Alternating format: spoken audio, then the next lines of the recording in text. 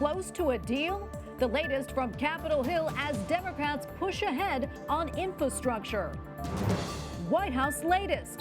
What President Joe Biden is saying about developments in his Build Back Better agenda. Coronavirus in Tokyo. Changes to the COVID restrictions in Japan as cases plummet there. And World Mission Day. A conversation from Rome on this year's theme and the value of the annual appeal.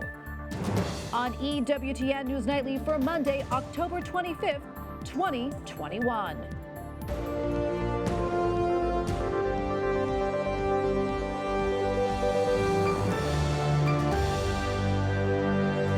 Thank you so much for being with us tonight. I'm Tracy Sable. Democratic congressional leaders in the U.S. are planning a big week. They are targeting a vote on the $1.2 trillion bipartisan infrastructure bill and are pushing for an agreement on the outlines of the massive reconciliation bill. Capitol Hill correspondent Eric Rosales reports. Democrats are scrambling, trying to line up votes for the bipartisan infrastructure bill before the current funding runs out at the end of this month. Meanwhile, progressives and moderates are working on the reconciliation bill. They have to do this by the end of this week. Democrats say they are close. We've 90% of the bill agreed to and written. We just have some of the last decisions to be made. It is less than we had was projected to begin with, but it's still bigger than anything we have ever done in terms of addressing the needs of America's working families. Sources on the Hill tell me the reconciliation bill, which contains much of President Biden's social agenda, is around $1.7 trillion, considerably less than the $3 to $5 trillion progressives wanted. I would not let the perfect be the enemy of the good.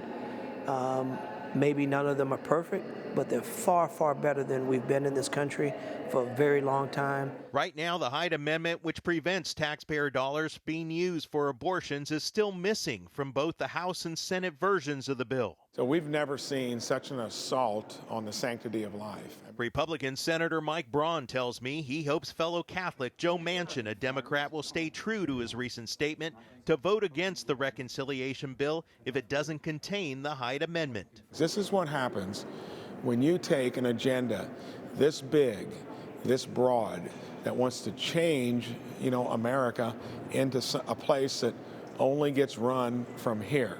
Republicans tell me besides Hyde, the new spending poses a danger to America's fragile economy. We've got to get to some fiscal conservatism out here because, again, we're destroying this country.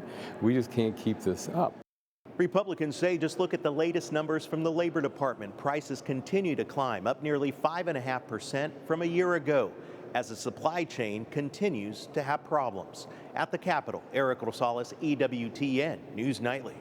For President Joe Biden convincing congressional Democrats to back his Republican-opposed social safety net spending plan is one thing, but persuading everyday Americans the massive and controversial economic agenda is the right path to pursue, well, that is quite another. White House correspondent Owen Jensen reports.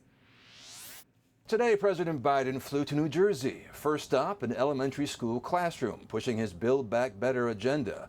With his earlier offer of free community college now off the table, still on the table is free education for the very young. But not everyone thinks the price tag is worth it. How was your meeting with Senator Manchin yesterday? With the proverbial clock ticking on his proposals, President Joe Biden tells reporters his weekend meeting with Senator Joe Manchin went well, and that a few more things need to be worked out. Asked by a reporter whether a plan could be finalized by midweek. The grace of God and the goodwill of neighbors. Later, the president arriving at East End Elementary School in North Plainfield, surrounded by youngsters eager to play and lining up to show him their artistic endeavors. Did you do this by yourself? You're kidding me. The backdrop aimed at focusing attention on his proposal for free universal preschool. The White House says President Biden will also make universal preschool a reality, partnering with states to offer every parent access to high-quality preschool for 3- and 4-year-olds in the setting of their choice. But the Heritage Foundation is not impressed at all. Tweeting earlier this year, when Biden mentions universal pre-K, he's talking about government-funded preschool programs. Rigorous studies show these programs have little to no impact on the cognitive, social, emotional, and health outcomes of participants. Later, the president stopped at the New Jersey Transit Meadowlands Maintenance Complex, touting his separate $1 trillion bipartisan infrastructure bill that already passed the Senate, but now sitting idle. The White House says it makes the largest federal investment in public transit ever and makes the largest federal investment in passenger rail since the creation of Amtrak. We have a huge opportunity here to provide fast, safe, reliable, and clean transportation to this country. Separately tonight, President Biden was still scheduled to meet with Ecumenical Patriarch Bartholomew, who was hospitalized the other night after not feeling well. He's since been released. Now, the spiritual leader of Eastern Orthodox Christians will also have dinner tonight at Georgetown University with Archbishop Wilton Gregory. At the White House, Owen Jensen, EWTN News Nightly. A Washington journalist says the Biden administration touts itself as pro-working class while failing to understand key issues that working class Americans face. Amber Athey, Washington editor at The Spectator, writes, quote, inflation and shortages are no joke for working class families. The White House's response, however, has been to deflect from how to fix the breakdown and instead mock Americans who are concerned that Santa may not be stuffing himself down the chimney this Christmas. And joining us now is Amber Athey. Amber, welcome back. Great to see you as always. You mentioned in your column that the Biden administration doesn't seem to understand that inflation and supply chain blockages are really hurting working class Americans. Talk to us more about that. That's right. The administration's response has really been to laugh about Americans' concerns. White House Press Secretary Jen Psaki joked that the supply chain issues were basically summed up by, quote, the tragedy of the treadmill that's delayed. And Chief of Staff Ron Klain was retweeting people who were calling this a high-class problem. This is just a basic lack of economic understanding. When people go to the grocery store and prices are higher than normal or they can't find the goods that they want, those are issues that primarily affect working class and lower income individuals more because they're the ones spending a larger proportion of their paycheck on basic goods, not luxury items or wants. They're spending them on needs. And so for the White House to undermine that and downplay the severity of these issues and how they're affecting Americans really shows just how out of touch they are with everyday people. Yeah, Amber, not sure if you saw this or not, but a recent Gallup poll shows that President Biden's approval rating has fallen 14 points since June, and there's really no indication that that approval rating will be on the rise. Meanwhile, the Wall Street Journal editorial board questioned President Biden's cognitive abilities. What do you think this indicates for his presidency, and do you think there's any way for him to turn things around? Well, it's really bad news, and unfortunately for the Biden administration, all of the crises that are happening under Biden's watch are really self-created. The supply chain shortage was due to a total lack of foresight in terms of making sure that ships could get to the ports, particularly on the West Coast. You had Transportation Secretary Pete Buttigieg out on paternity leave for 2 months with no replacement in order to help alleviate those issues. Then at the southern border, that was primarily a crisis created by the fact that the Biden administration undid many of the border security policies that were implemented under former President Donald Trump. So unless the Biden administration changes its fundamental politics and policy, it's going to be impossible for them to solve any of these issues. Yeah, and also getting some attention on the national stage is the governor's race in Virginia. This weekend, we saw former President Obama rallying for Terry McAuliffe as Vice President Kamala Harris actually recorded a video endorsing McAuliffe, and that was played in over 300 black churches in Virginia. I'd like to get your take on that. And also, why do you think we're seeing such big political players trying to influence the outcome of this gubernatorial election in Virginia? And do you think this will have an influence on the 2022 midterms? Yeah, and President Joe Biden is actually going to be campaigning with Terry McAuliffe here in Arlington, Virginia, where I'm based, tomorrow evening at a local park about a few blocks from my apartment building. And the reason that Terry McAuliffe is calling in all of these high-ranking Democratic officials and party members is because he's really desperate.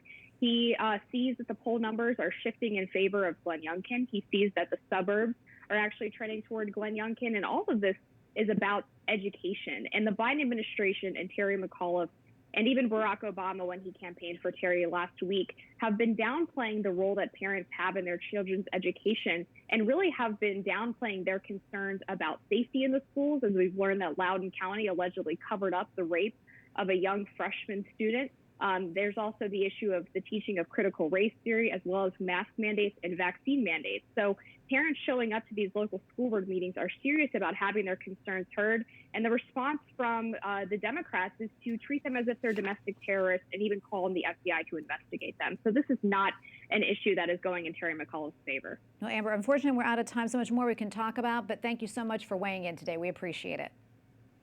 Thank you. While the U.S. is, quote, deeply alarmed on news of a military coup in Sudan.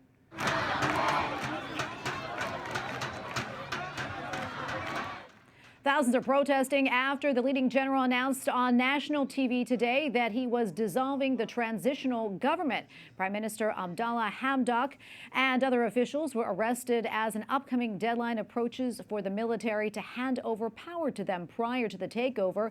U.S. Special Envoy Jerry Feltman had met with military and civilian leaders in Khartoum. He tweets, "A coup would threaten democracy in Sudan." A Vatican cardinal arrived today in war-torn Syria, that is. Cardinal Leonardo Sandri says that he wants to express the closeness and solidarity of Pope Francis to the Catholic communities in that country. Cardinal Sandri will visit several regions before returning to the Vatican early next month. Dining restrictions are easing in Tokyo with only 17 new coronavirus cases reported today. これまで以上に乾燥も強くなりますので。 Tokyo's governor still asks residents to remain vigilant as public dining reopens. She urges prevention as winter approaches. The city was treating some 6,000 daily coronavirus cases back in mid-August. About 70% of Japan's population is now fully vaccinated. Coming up, what Catholics need to know after scientists attached a pig's kidney to a human body. We speak to a Catholic ethicist.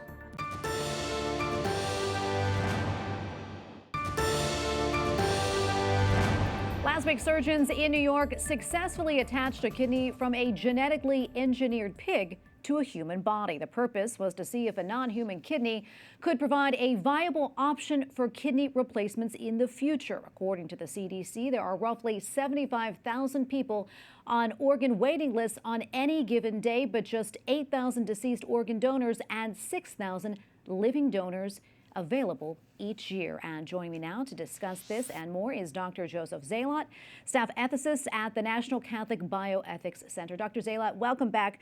Great to see you again. As the surgery that I mentioned was a significant step, certainly scientifically, and of course there is a need there. But that said, what are the ethical implications of using gene-edited animal organs as a way to sustain human life? And also, where does the Church stand on this issue? Well, Tracy, thank you for having me back.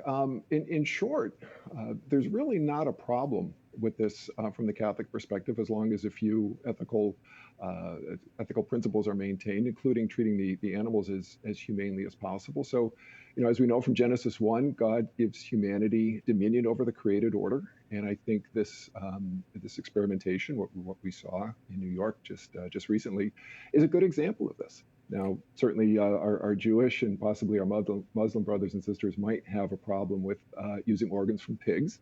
And in fact, no one would be forced to accept an organ from an animal if they found it repugnant. But really, from the Catholic perspective, there's no real ethical concern with this. Yeah, and as you mentioned, the pig's kidney, it was genetically modified, obviously, with the purpose of being used for research. Right. Can we talk a little bit more about that, raising animals, whether they're genetically edited or not for the sole purpose for medical research like organ donation? Is that ethical, and does the Church have a position on that when it comes to genetically modified animals? Well, I think again, it's God has given humanity dominion over the created order, and so what we're called to do is use animals and use all created goods for good ends. So, for example, we use animals for food, we use the animals for clothing, and again, I think using genetically edited pigs for the human good, for human health, can be a very, very good thing. Now, again, some animal rights people, and some have already started asking questions about this. They'll raise concerns, but I think the basic question to ask is whose good is primary? Is it that the human person's good, or is it the animal's good? And I think from the Catholic perspective, as long as we're using these animals for good ends, and it seems to be the case in this situation, that there's really no ethical concerns with it. Yeah, thank you for clearing that up, because I do think a lot of people have questions about that for sure. I'm going to kind of stick with organ donations here. Sure. Those organ donations really typically actually come from either living donors or deceased donors, of course, as you know. But some of those donors are people who are considered to be brain dead. Can you talk to us about maybe how a doctor determines if a patient is brain dead and the concerns around harvesting organs from those individuals? Yeah, so there are criteria for doctors to determine whether someone is what we call whole brain dead. And here in the United States, normally it's the American Academy of Neurology criteria that's used. And what the Church has said that if that criteria is used correctly, we can determine with moral certitude that the person is deceased, and then we can procure the organs. But there are people who are starting to ask questions about whether or not that criteria is in fact if it's a good criteria for determining brain death. And so if this process of gene editing animals and producing organs that can be used for human transplant, I mean, not only on a practical level will it make more organs available for us, and we wouldn't have to, Tracy, as you said, we wouldn't have to rely on people, people who get into accidents and things like that in order to procure their organs, but would also be able to hopefully, or at least theoretically, head off this question of, is a person actually dead when we procure their organs? Yeah, I want to shift here. We don't have a whole lot of time left, but I want to get your input on this, something that's been in the news a lot over the past weekend. A bipartisan group of lawmakers are addressing their concerns over an investigation by the nonprofit organization, the White Coat Waste Project. They claim that the NIH used taxpayer money to fund research, and that research allowed dozens of dogs to be tortured and killed. The details of that are really kind of horrific. I want to get your thoughts on that, if you know about that, and where the line should be drawn when it comes to scientific research. Yeah, that's a good question. And I just really saw this article just a few minutes before we came on here, so I really don't know all the details of it. But I think the real question that needs, or the first question anyway, that needs to be asked is, what's the purpose for this experimentation? What are they doing? And, I would agree with you, just reading the details very quickly, it does seem pretty horrific. But I think something to keep in mind is that, there's a lot of outcry on the use of animals for this type of research. But the fact of the matter is, researchers are also doing the same types of thing on preborn children. And I think that, the University of Pittsburgh question, or that issue, has been in the news recently. So, yeah, there's a lot of questions about that. Yeah, and thank you for bringing that up. We've talked about that on this newscast before. Very, very important. Dr. Zalot, thank you so much for coming in and weighing in on this subject. We really appreciate it. Thank you. Anytime. Up next, World Mission Sunday. How the church marked this annual collection. Plus, what the Holy Father told a group of religious sisters.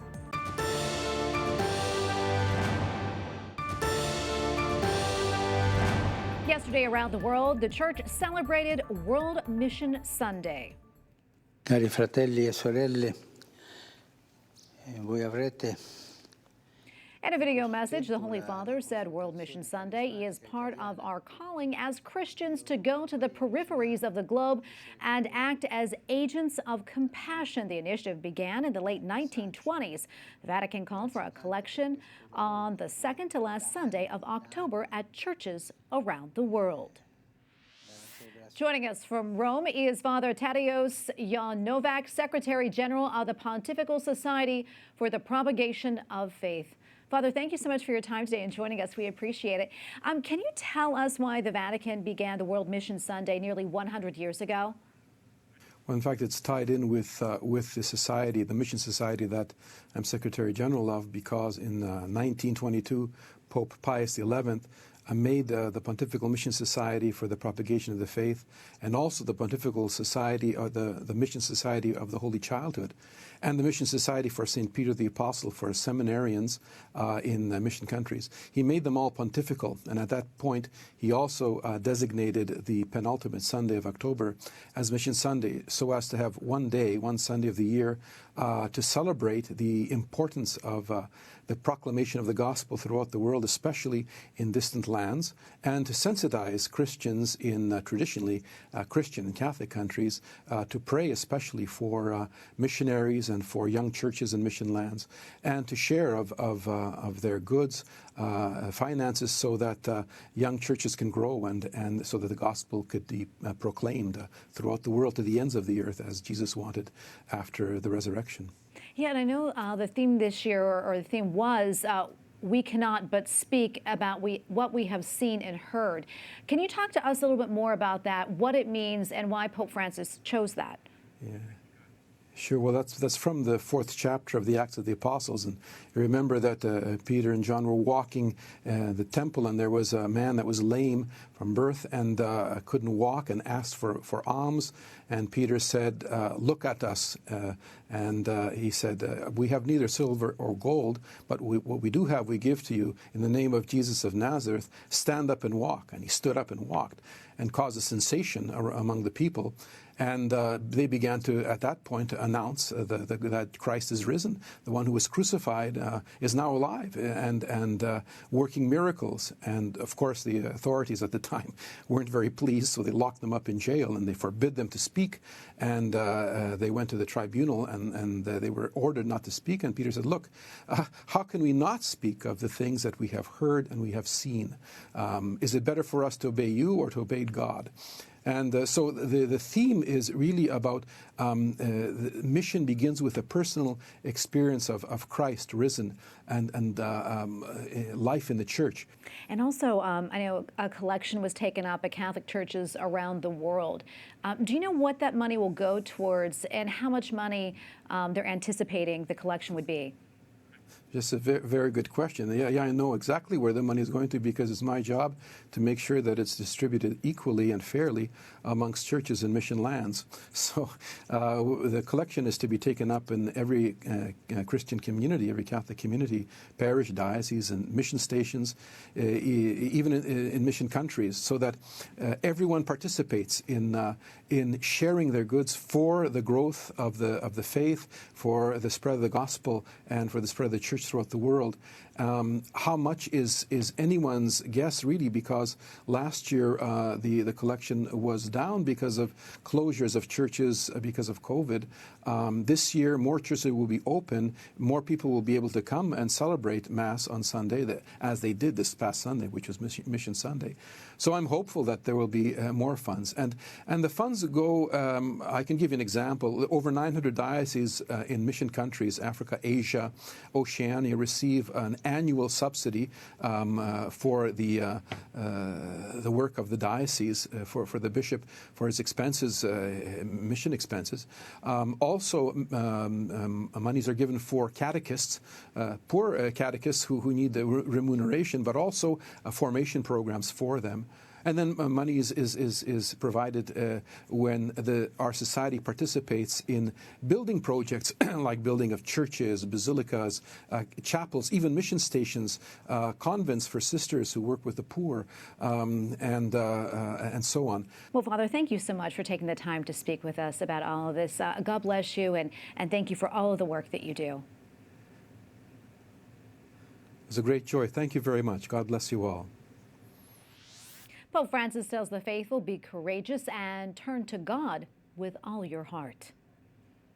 L'ultimo, prima dell'ingresso del Signore a Gerusalemme per la Pasqua.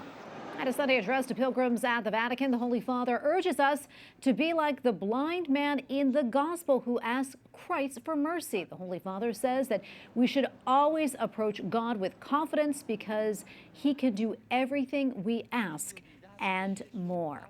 Pope Francis offered encouragement to a community of religious sisters in Rome. Pope Francis visited the Salesian Sisters of St. John Bosco on Friday. He encouraged their imitation of Mary, who quote, always points to Jesus. The Holy Father invited the sisters to sustain bonds of charity in community between elder sisters and younger generations.